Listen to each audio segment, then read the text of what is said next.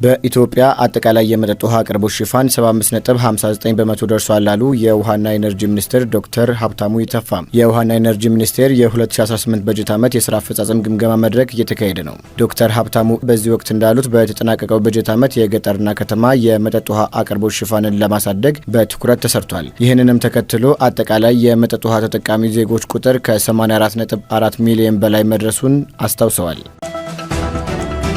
የአዲስ አበባ ከተማ ከንቲባ አዳነች አቤቤ በዛሬው ዕለት ሰዎች ለሰዎች ድርጅት ከከተማ አስተዳደሩ ጋር በመተባበር የሚያስገነባውን የስማርት ፖሊቴክኒክ ኮሌጅ ግንባታ አስጀመሩ። ከንቲባዋ በማስጀመሪያ መርሃ ግብሩ ላይ ባደረጉት ንግግር ኮሌጁ በዲጂታሉ ዓለም ብቁ የሆኑ ባለሙያዎችን ለማፍራት ያስችላል ብለዋል። ሰዎች ለሰዎች ድርጅት ባለፉት ዓመታት በተለያዩ የሀገሪቱ ክፍሎች 8 የፖሊቴክኒክ ኮሌጆችን መገንባቱም ተመላክቷል።